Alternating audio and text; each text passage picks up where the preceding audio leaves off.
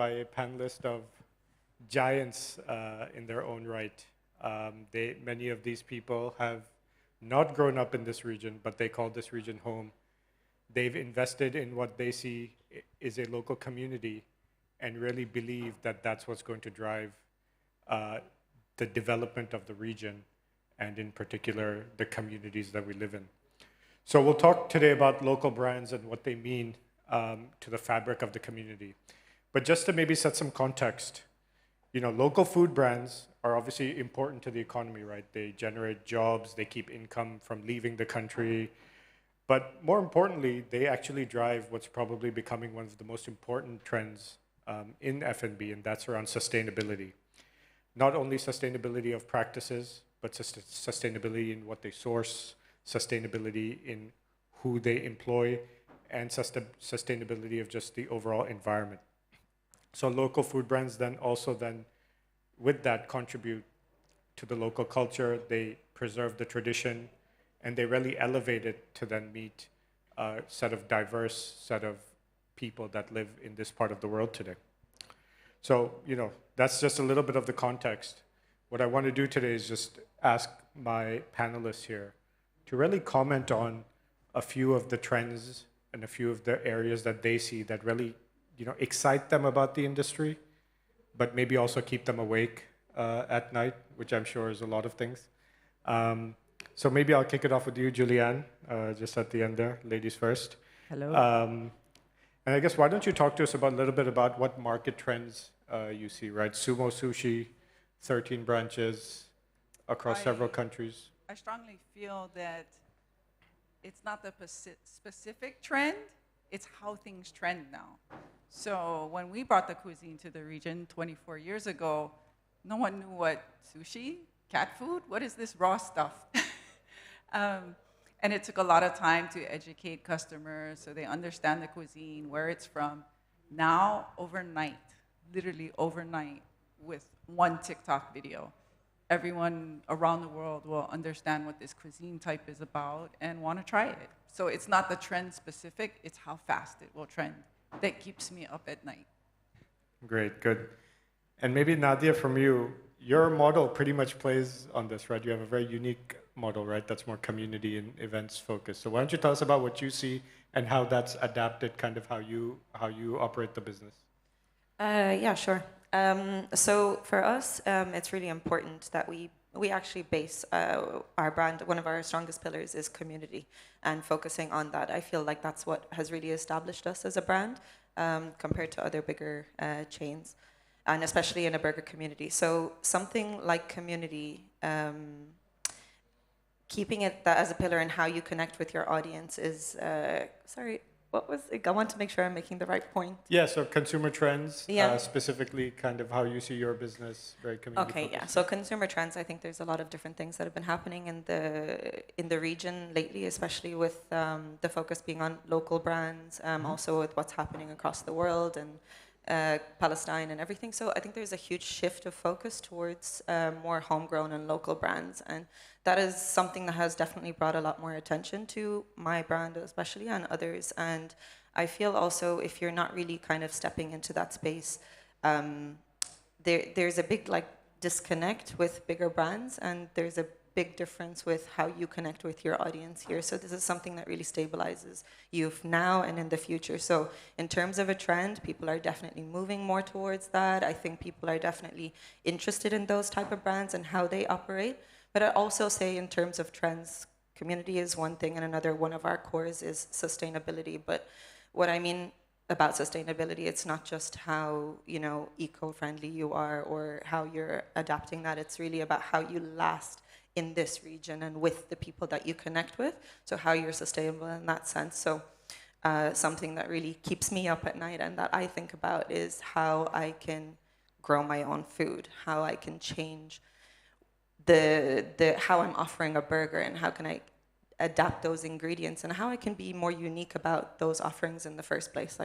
One of the most amazing things I would love to be able to do is literally transform one of our restaurants with some mushrooms growing down the walls and a few, literally have everything in store in the place. So it's actually a dream of mine that I'm working towards, and even have our own farm maybe a, what's the word, where they grow in the hydroponic. Thank you. I can't say that word. Hydroponic growth. Yeah. Yeah. So these are things that really interest me. Great. So local's one trend. Maybe another trend is value consciousness, right? So I think there's equal pressure from the inflationary trends. Obviously, there's a lot of people who are, very aspirational in kind of what they want, but affordability is playing a big role. And maybe I'll start with Tushar here. What do you see in your industry? Like, are there trends that also negatively impact or like maybe disadvantage local players? I think in terms of trends that are popping up, specifically for us, we're an indulgence brand, and we're very much focused on celebrations. But the trends that are in the market right now are very much on, I would say, health-conscious products. I myself am the target market of such a product. I'm lactose and gluten intolerant. Unfortunately, I have to eat my own products too. But I think the market has quite a lot of, let's say, players that are addressing this need. But for us specifically, it's about scalability. And I'm not sure if, let's say, in our European operations, we have a lot more, let's say, health-conscious customers. Things like oat milk is not charged extra in Western Europe. That hasn't quite reached critical mass here, as far as I'm concerned.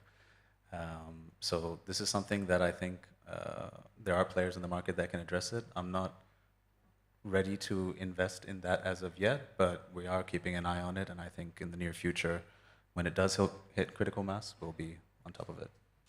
Great. And maybe Preet, you want to comment on this as well? Just trends that are also hurting you, right? Consumer trends that might be hurting you.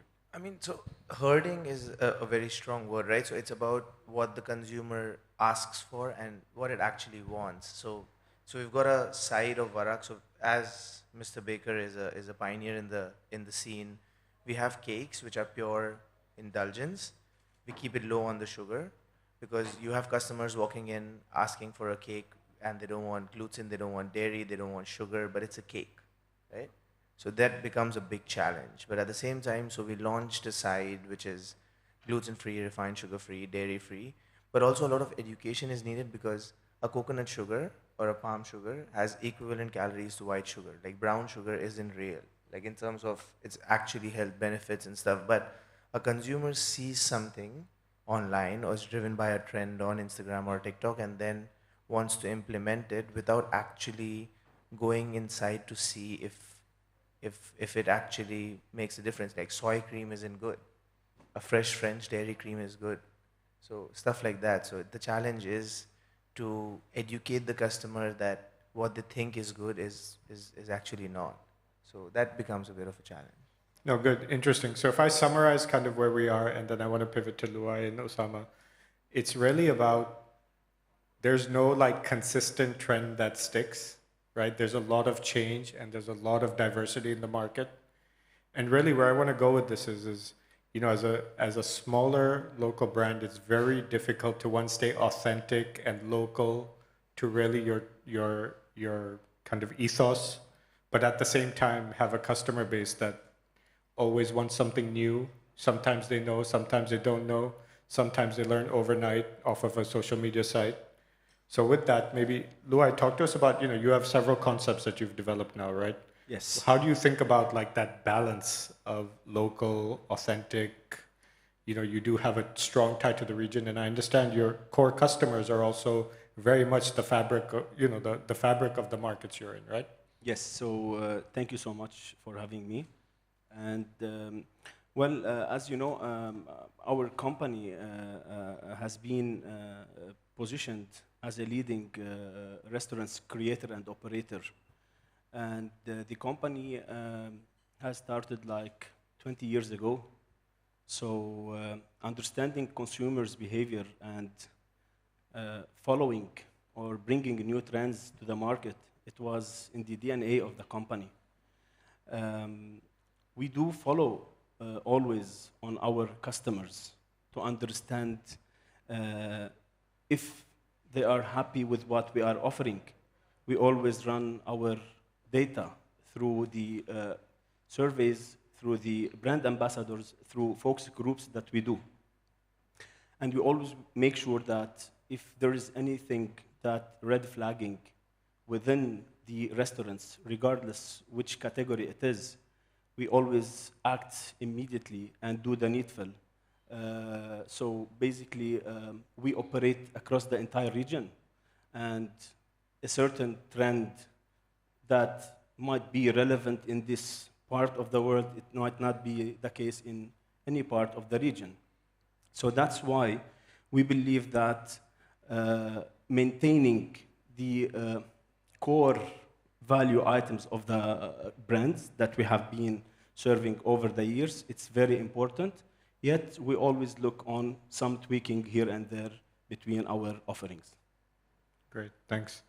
And maybe last from Osamah here, I think you're probably entering one of the most exciting spaces when we look at the market. So I look at market size data. You guys are all operators, so you guys are, probably don't worry about that much. But I'm looking at market share, market size, market growth at an aggregate level. And when I see coffee, it's absolutely exploding, right? So how do you, and it's also one of the categories where you have a Starbucks, you have a Costa, and you have a lot of other well-respected brands. How do you view it? How are you bringing your authentic flavor? Talk to us about that. Thank you very much. First of all, assalamu alaikum, and welcome to all esteemed attendees to this wonderful forum that is niche and one of its kind. It's short enough for people to enjoy the discussions, but it's not too short where you don't meet and greet people. So it's wonderful to be here. And thank you, Mohammed, for this wonderful question. When we started Roasting House about 11 years ago, we had a vision, and that vision is to spread specialty coffee culture, be the bridge between the farmers and the consumers. And in order for us to do this, we have to create content. And over the many years, we've learned that content is something that is imperative to selling coffee, and creating the experience comes sometimes, or most of the time, before the coffee itself. Yeah. The experience could be the packaging, could be the story, could be the design of the logos. Each of our coffee is designed by locally and culturally important aspects, so like a monument or a tree or a flower. And we try to tell the story of the farmers in the community. And one of the things that we've realized is my colleagues here have been talking about something going local and locally incepted, was to work with Saudi coffee farmers. Not a lot of people know that Saudi Arabia is a coffee growing nation. We grow in the south, we grow about 1,000 tons a year. It's not a lot, but it's something that is up and coming. It's something that the government itself is looking to sponsor, looking to support by several programs. Most of them are organic coffee farms. And this gives us an edge as well. So it's Saudi grown, it's a variety that is registered in the United Nations as an intangible asset.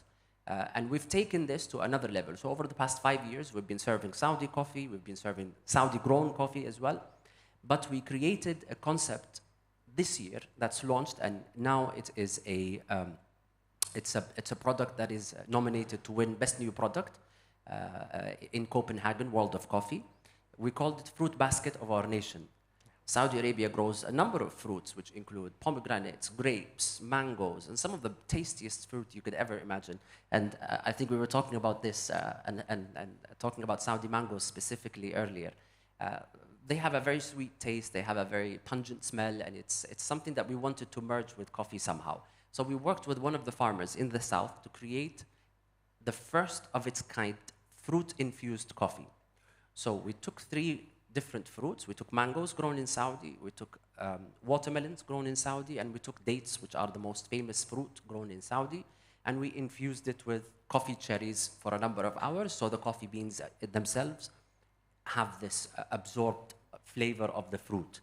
And this fruit basket of our nation will be served with small jars. Each jar is in the color of the fruit it was infused and fermented with, and it's something that we want to elevate as a customer experience.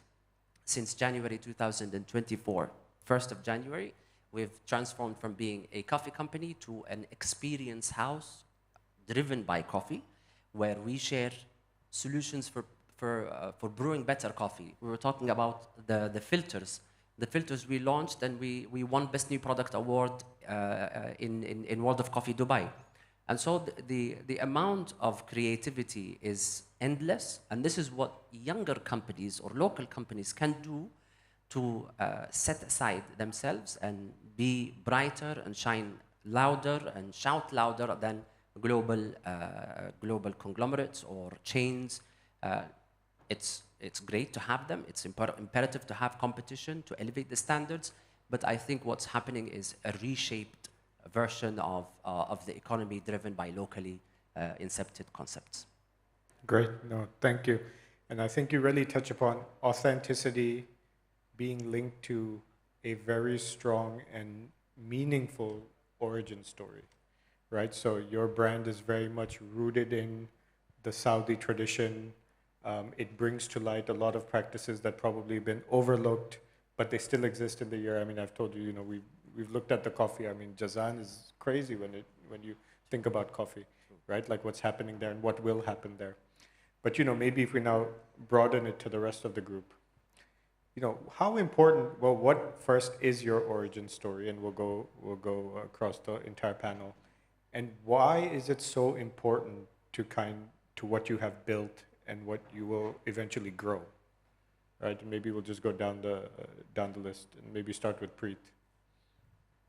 What's the origin story and why is it so important? So the biggest thing that we realized when we started making cakes, so my wife is the pastry chef, and we started making cakes and we realized that the moment you said cakes or calories, it became one of those things that I want a cake, but it's just a thing that I want to cut. It became a ceremonial thing. That aspect of I want to eat a cake kind of started fading away, which wasn't very cool, right? So we wanted to change that, so we started making it French, like fresh, moist, Victorian, that you want to have a slice.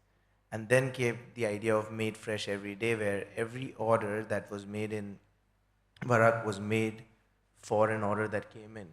And then came the aspect of scalability, that how would you scale?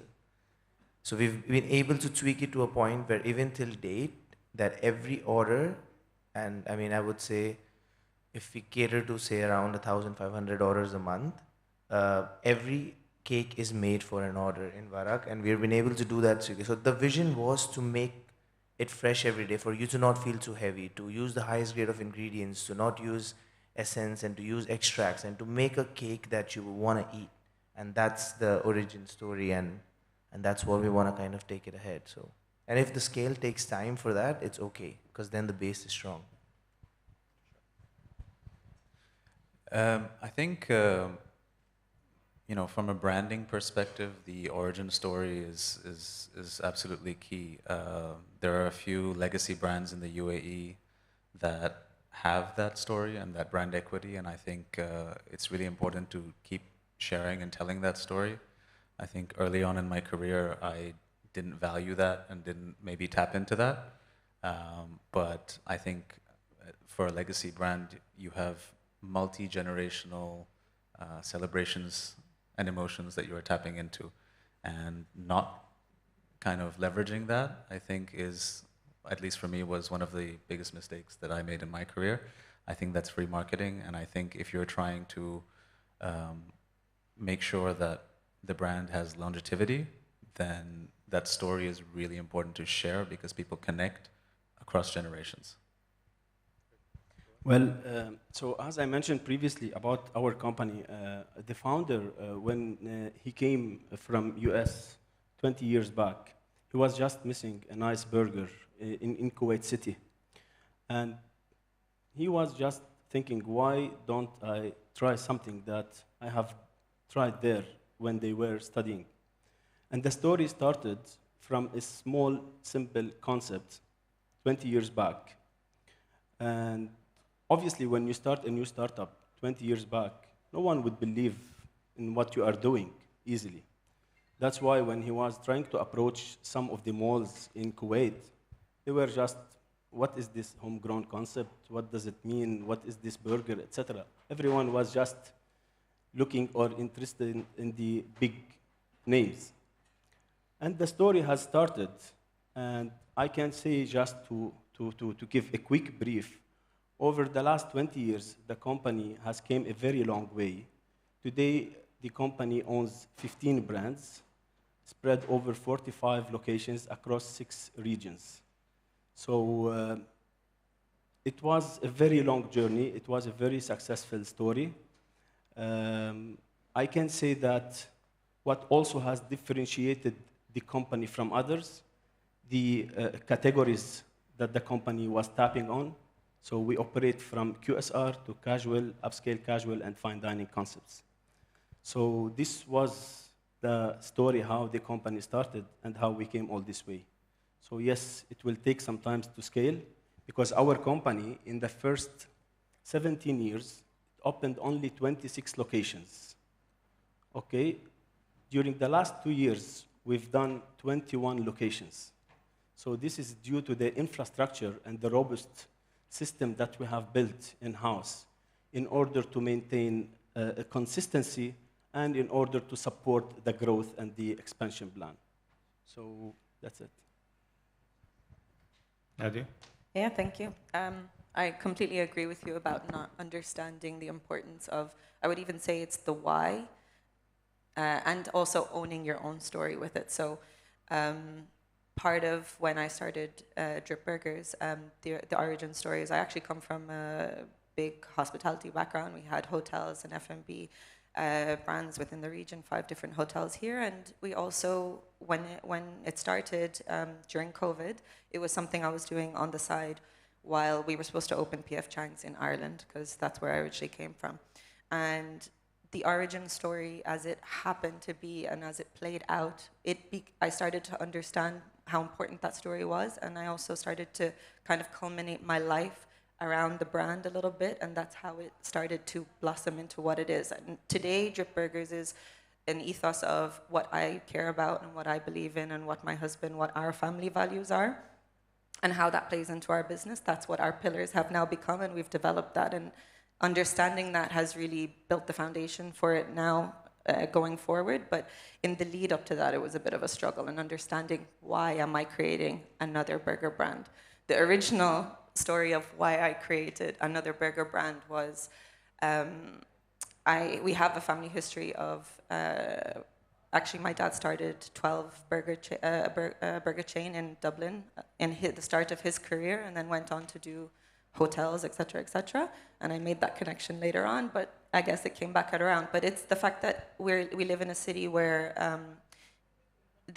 everything is an American burger. There's no other type of burger. It's the same thing over and over again. And I said, well, why is there not something for a different palate? We all explored our palates over here.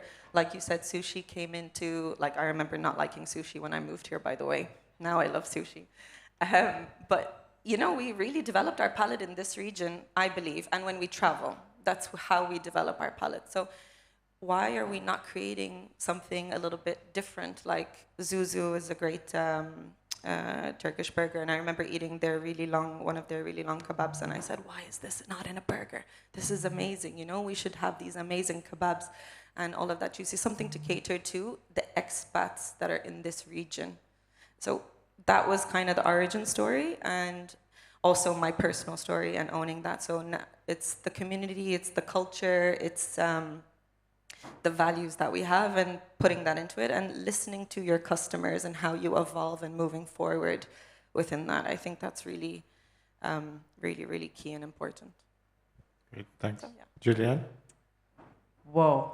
My mind is spinning, because how do you give an origin story that's over 25 years old? But if I may, you're pretty much still living that exact same. I met Julianne for the first time today, and I can tell that authenticity plays out. So tell your story. Yeah, so these young kids here on the block are talking about how they're going to change the world. You know, you can leave it to us old folks to, you know, still contribute, right? So about 25 years ago, no one's going to believe this, but a couple Hawaiians come to the Middle East to make sushi for Arabs. Totally makes sense. The origin story, it's a dream, like Dubai. You know, you build it, you grow, you change, you adjust, you navigate the challenges. Sometimes your dream is a nightmare, and you wake up every day, do I still want to do this? And we're still here. Good. No, I think what she doesn't share is she still splits her time back home and here, so she brings that authenticity of her, of her history into the brand. So definitely exciting. Okay, so last topic, because I know everyone is just getting ready to get wrapped up. And it's really about, we talked a lot about local, what you're doing differently, what you're doing unique, what your beliefs are, why you're in some ways what we call in the consulting industry patient capital. There's not a rush to become necessarily 2,000 outlets, or at least that's what we hear. But there are large players in this market. We've heard different people say it in different ways, that large global brands are still very much a mind share, if not a wallet share or a mouth share of many consumers. So, but everybody is watching this space, right? And they're seeing the successes by yourselves, your peers. Even in the discussions you've had amongst yourselves, it's very insightful to see how quickly you get into operations, talking operations amongst yourselves, talking, cost of goods amongst yourself. It's actually quite surprising that most of these have never met, but when they get going, but everybody's watching you because they see you as a threat.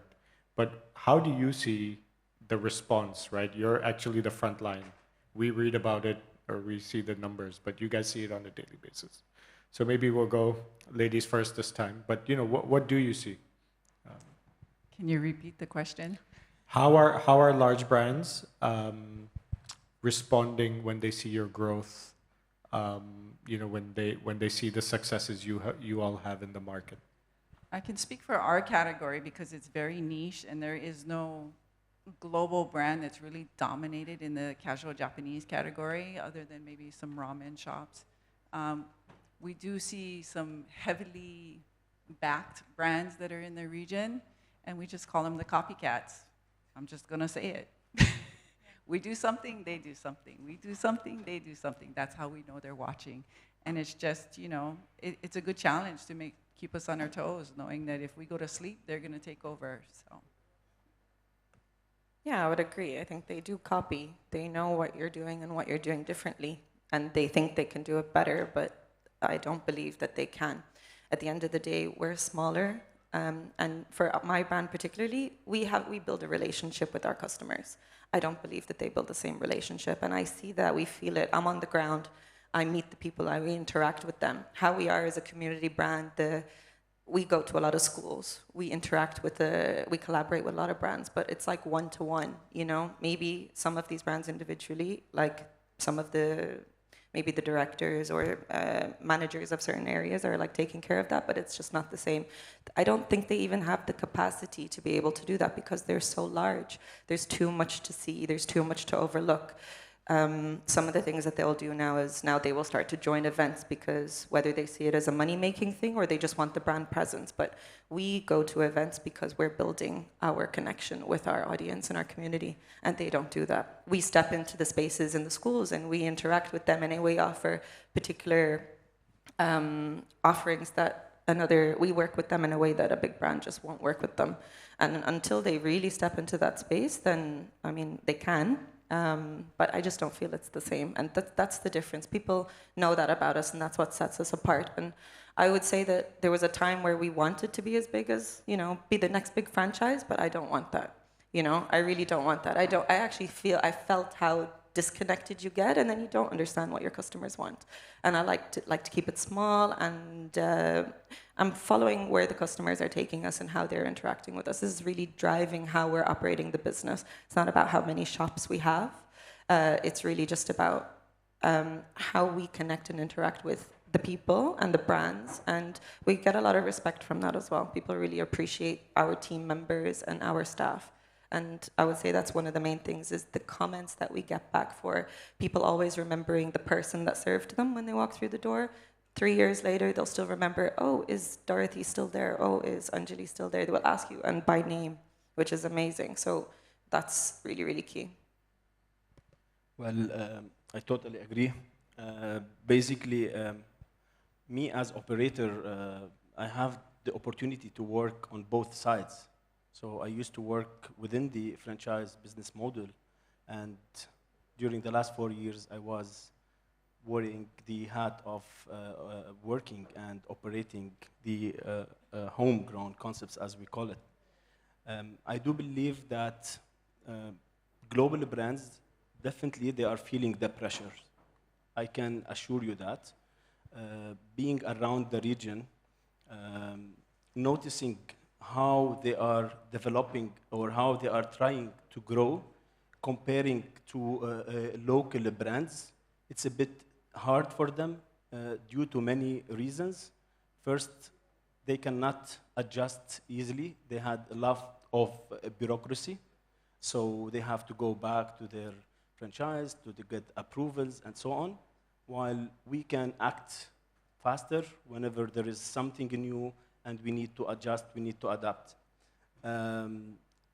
Looking at the region during the last 10, 15 years, I think everyone agrees that the homegrown concepts has been really creating a lot of disruptions, and we can see all these accolades have been always selecting the local brands on their lists for many reasons, because they want to show the appreciation for the people who are working hard, the people who are having a story to tell. So I believe that local brands are going to grow and become even stronger and stronger in the future. I think what I'm hearing is authenticity and agility.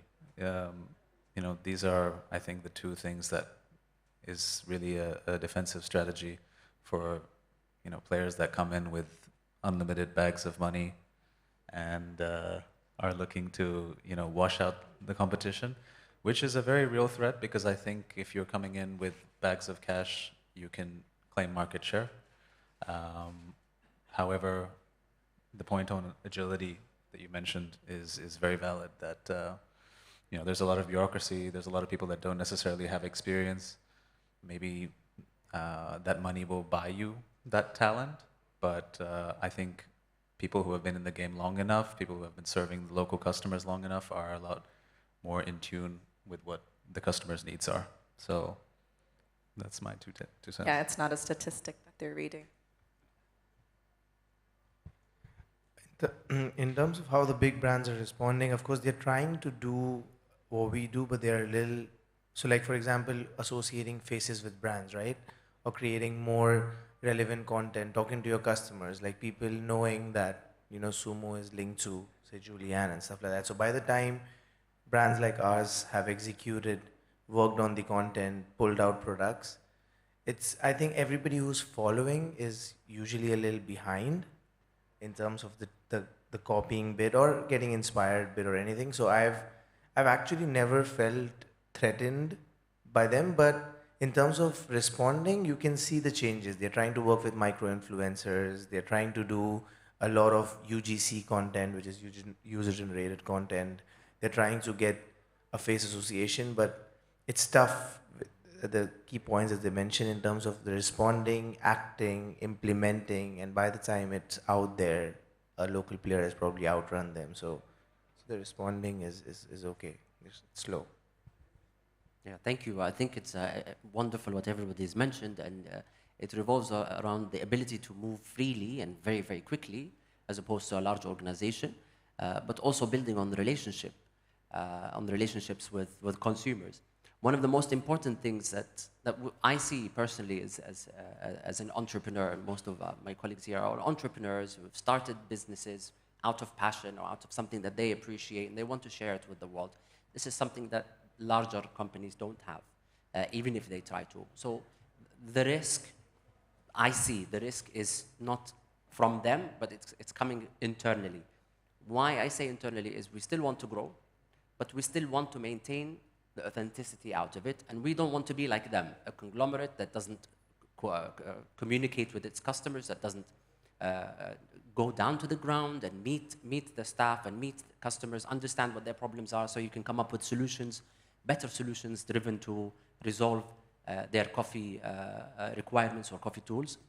And this is why we've switched to becoming an experience house. Because out of this experience, out of that relationship that you build, that rapport that you build, it's the first cup of coffee that you have in the morning, brewed by a barista, can make or break your day. If the barista is smiling, the barista is telling you a short story about where the coffee comes from, how it was processed, maybe shows you a picture of the farm or the farmer or whatever it is, that adds value. And that's very difficult to replicate across 1,000 stores. So the risk is on us not to be like them. We've been able to move from a 1 kilo roaster to a capacity of 10,000 kilos a day, but still maintain that artisanal production out of it through automation, through constant quality checks. And we still want to keep ourselves small, but be able to scale our production and still maintain that authenticity and aspect. Good. Thank you all. I think, Tushar, you said it well, authenticity, agility. As the region grows, it finds its identity linked to a very diverse set of people that live across several of these countries. That's certainly beginning to come out, right? In the different concepts you all are developing, in the different ways you're going to market, in the different innovations you're bringing. And I think eventually, like in many markets, there is a role for local brands and community brands. And we can probably see as these cities grow, even micro communities, right? Just like it is anywhere else. So I think it's very interesting to see it develop probably in a different time frame where local brands are coming and disrupting away from larger brands, whereas probably in the past we've seen that the large brands scaled up, and the mom and pops perhaps suffered. But interesting times. Thank you all. It was a pleasure. Thank you to the audience. And please around.